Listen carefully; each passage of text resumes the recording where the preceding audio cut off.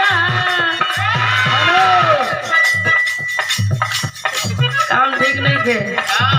सुधर जाए नहीं तो बिगड़ जाए। और देखे के परता पवन लेके सुता तारा सोझा सवतीन देखे के परता पवन लेके सुता तारा सोझा सवतीन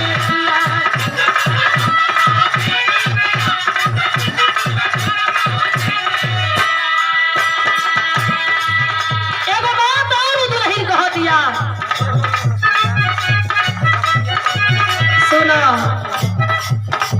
बाड़ा ये राजा तू दुश्मन, बाड़ा ये राजा तू दुश्मन,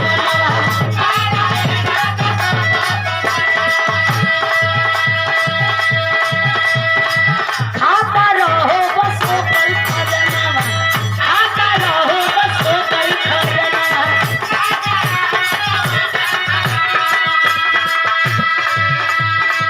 नहीं खबर ही आए हो समरिया प्यारी पारे ले तर से मेघा